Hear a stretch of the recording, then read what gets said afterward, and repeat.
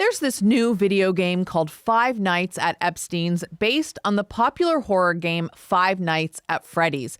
In the game, players have to survive on Jeffrey Epstein's private Caribbean island, the same one that was notorious for being at the center of his sex trafficking ring. It's gone viral for middle school and high school students in the U.S., and now schools are trying to block access to it. The game is just the latest way the convicted sex offender has found a disturbing second life online. I'm Amil Niazi, sitting in for Elamin Abdelmahmoud. This is Commotion. Here to unpack all of this with us is Kat Tenbarge. Welcome to the show, Kat. Thanks so much for having me.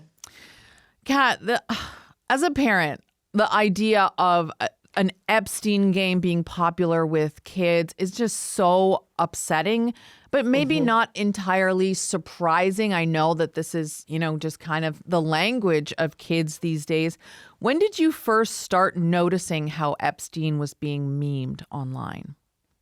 Yeah, I think for a lot of people, learning about Jeffrey Epstein came sort of wrapped in this meme language. I think back to 2019 when he was arrested and died in prison, and the phrase Epstein didn't kill himself became one of the sort of building blocks of how people spoke about him. And that sort of turned into a meme.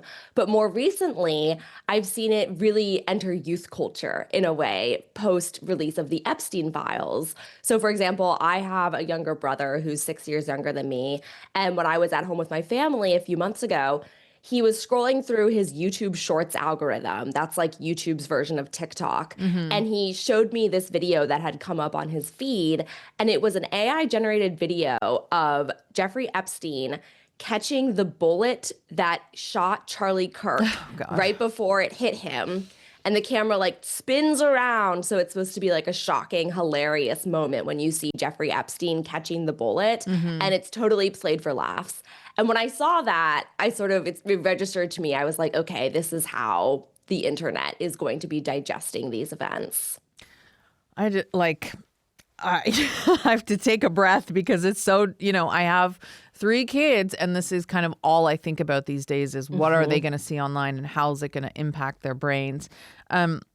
Now, earlier this year, the latest and maybe the last batch of Epstein files were released. This is 3 million pages of documents, thousands of videos and images. And you see a connection between how the case files have been handled and what we're seeing online with all of these memes. Can you just sort of explain why you see a connection there? Absolutely. So I think youth culture is oftentimes responsive and reflective of adult culture and what adults are doing. When we look at youth culture, it's how teenagers and other kids sort of interpret and analyze the world around them through humor. And when it comes to the Epstein case, it doesn't really feel like there is an adult in the room because we've seen such a stunning lack of accountability for Epstein, his associates, and also just a lack of drive. As more details come out about the Epstein files, as we see how the Epstein files were released, you see that all of the highest governing bodies of authority in the United States really failed in their duty to investigate and hold anyone accountable for these crimes. Even with the release of the Epstein files, the way that the files were heavily redacted in places to protect people like Donald Trump, and then unredacted in places that severely impacted the survivors even more. You see just this lack of care for the victims, this lack of drive for justice. And as more details come out, you see that for decades, there was government inaction, a failure to interview people like Epstein's accountant and his longtime personal lawyer. So when kids are engaging with the Epstein story, they are taking a cue from the fact that the government did not care about the plight of these women and girls for years and years and years and are still doing so much with their power to fail to repair this damage, to cause more damage. So I think that this memeification of Epstein, this trivialization of Epstein, it is informed and influenced by that. Oh, that makes a lot of sense. So let's go back to the game, Five Nights at Epstein's. You looked into it. I'm so sorry that you had to do that. No doubt that was very disturbing. So tell us about the game. Yeah. So when I was a teenager, when I was in high school, games like this were still very, very popular. And this game is actually a direct riff on the game Five Nights at Freddy's, which is sort of a generational touchstone because it's one of the most popular video games of the past 20 years. And in the game Five Nights at Freddy's, it's easy for anyone to download this. So it became very popular for Mm. kids to play at school, at home, et cetera, et cetera. And basically you're watching security cameras and you're trying to avoid being hunted down and attacked by these animatronic figures that are very reminiscent of the animatronics at Chuck E. Cheese. Hmm. So that's Five Nights at Freddy's. And it's now, a major motion picture. The sequel just came out. So that's a huge franchise. Five Nights at Epstein's takes that exact same concept. It's just instead of these animatronics, you are avoiding Jeffrey Epstein. And so the game is very rudimentary. The scenes are taken from actual photos released by the Department of Justice of Epstein's bathroom, Epstein's island. And as you're trying to avoid Epstein, as you're looking through these security cameras, there are very disturbing elements of this game. Like, for example, when you spot him, you're supposed to, quote, defend yourself by playing this recording of like a young girl saying hello. And that distracts Epstein. And if Yeah. you don't do that, then he pops up and it's a jump scare. I mean, it makes you sick, right? Yeah. And the fact that children are playing this at school is just very haunting for me. Hmm. How much do you think this game and the meme culture around Epstein is a reflection on how all of us cope with hard news? I mean, Yeah. there's so much hard stuff in the world, and how could anyone process all of it? So talk to us about just this sort of coping mechanism that this Hmm. seems to highlight. Yeah, I think we've seen this in particular over the past around a decade on social media, where for starters, you have more people using social media and spending more time on social media and getting their news and information from social media than ever before. So it's like you have a mass of people on these platforms, and the function and the design of these platforms, we all experience this on a daily basis. You're getting push notifications, you're getting an endless scroll of just horrible news, very frightening news and information all the time. So as that societal shift has occurred, you've also seen the emergence of this meme culture to try and cope with all of these horrible things we're seeing all the time. And I think that there is a very legitimate response where people, they need to make light of things. This is how a lot of people process difficult emotions.